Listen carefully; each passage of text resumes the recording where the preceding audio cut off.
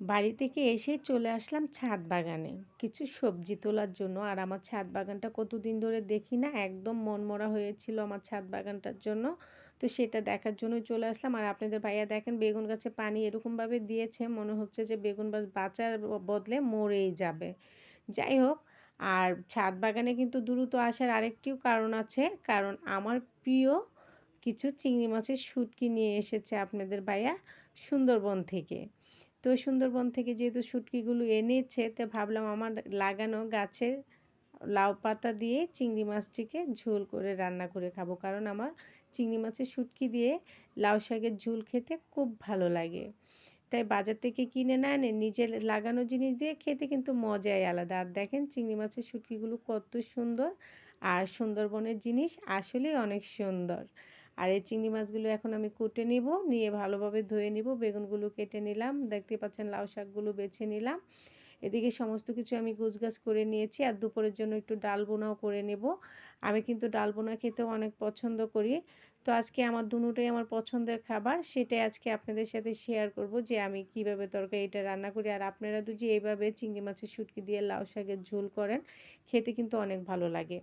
চিংড়ি মাছেরটা আমি দিয়ে দিলাম ভাজার জন্য। যখন একটু হালকা পেঁয়াজটা ভাজা হবে, তখন চিংড়ি মাছটাও হালকা একটু ভেজে নেব। চিংড়ি মাছের শুটকি বা চিংড়ি মাছ যেটাই হোক, আমি এইভাবে একটু ভেজে নিই। তারপরে এখানে 1 চামচ ধনিয়ার গুঁড়ো, 1 চামচ হলুদের গুঁড়ো, 1 চামচ মরিচের গুঁড়ো, পরিমাণ মতো লবণ দিয়ে দিলাম। দিয়ে সুন্দরভাবে এটাকে আমি কষিয়ে নেব। আর পাশের যে চুলা, সেখানে আমি ডালটা বসিয়ে দিব। তো ডাল বোনার জন্য আমি রসুন পেঁয়াজ দিয়ে দিলাম। রসুন আর পেঁয়াজটা যখন হালকা একটু লাল হয়ে যাবে, এখানে কিন্তু আমি ডালটাও দিয়ে দেব। ডালটাকে কিন্তু আমি ভেজে নেব। অনেকে কিন্তু ডাল ভেজে নেয় না, কিন্তু আমার কাছে ডাল ভুনা করলে ডালটা ভেজে নিলে মনে হয় যে বেশি একটা গলে যায় না, আর খেতেও ভালো লাগে, সুন্দর একটি ঘ্রাণ আসে। আর চিংড়ি মাছটা যখন কষাচ্ছিলাম না, কি বলবো আপনাদেরকে, ঘ্রাণে একদম আমি মনে হচ্ছিল যে এখনই খেয়ে ফেলি, এত সুন্দর ঘ্রাণ বের হচ্ছিল। তারপরে দেখেন আমি দিয়ে দিলাম লাউয়ের যে ডোগাগুলো হয় সেটা দিয়ে, আলুটা দিয়ে আমি আগে একটু কষিয়ে নিব, তারপরে আমি লাউয়ের পাতাগুলো দিব, কারণ এগুলো একটু শক্ত হয়, তাই একসাথে দিব না।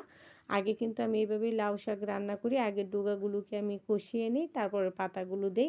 এদিকে দেখেন ডালটাও ভেজে নিয়েছিলাম, দিয়ে দিলাম 1 চামচ ধনিয়ার গুঁড়ো, 1 চামচ হলুদের গুঁড়ো, হাফ চামচ মরিচের গুঁড়ো, পরিমাণ মতো লবণ দিয়ে এটাকে একটু হালকা ভেজে নিয়ে পানি দিয়ে দিব, কারণ বেশিক্ষণ ভাজলে মরিচের হলুদের গুঁড়োগুলো পুড়ে যেতে পারে, তাই কিন্তু বেশিক্ষণ ভেজে নেব না। আর এদিক দিয়ে কিন্তু দেখেন আমার লাউ শাকের ডোগাগুলো কষানো প্রায় হয়ে এসেছে। এখানে আমি এখন দিয়ে দিব যে লাউ পাতাগুলো, সেগুলো আমি এখানে দিয়ে দিব। এদিক দিয়ে আমার ডালটাও দেখেন কষানো হয়ে গিয়েছে। তো ডালে আমি গরম পানি দিয়ে দিব। আমি কিন্তু রান্নাতে বেশিরভাগ সময় দেখা যায় গরম পানি ব্যবহার করি, তাতে তরকারির স্বাদ বা রং দুটোই ঠিক থাকে। তো এখন এখানে আমি লাউ পাতাগুলো দিয়ে দেবো, কষানো হয়ে গিয়েছে। লাউ পাতাগুলো দিয়ে কিন্তু আমি এটাকে ঢেকে দেবো না, কারণ লাউ পাত শাক দিয়ে ঢেকে দিলে কালারটা নষ্ট হয়ে যায়, দেখতে ভালো লাগে না, তাই আমি আর ঢেকে দেবো না। এভাবে একটু নেড়ে চেড়ে নেব।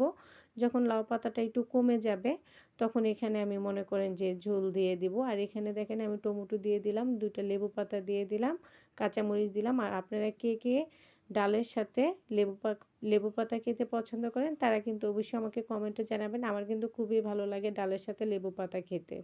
আর এদিকে দেখেন আমি এখানে ঝোল দিয়ে দিলাম, যখন লাউ পাতাটা মানে মজে গিয়েছে, কমে গিয়েছে, তখন আর বেগুনগুলো আমি পরে দিয়েছি, কারণ বেগুনগুলো তো আরও বেশি নরম হয়।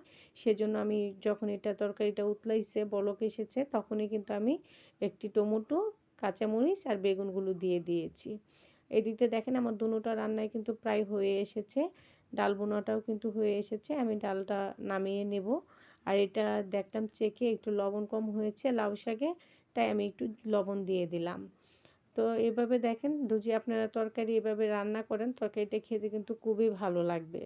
আর আরেকটা বিষয় কি জানেন, চিংড়ি মাছের মানে শুটকিতে যখন আপনি ঝোল দিবেন, তখন দেখবেন যে আরও খুব সুন্দর একটি ঘ্রাণ বের হয়।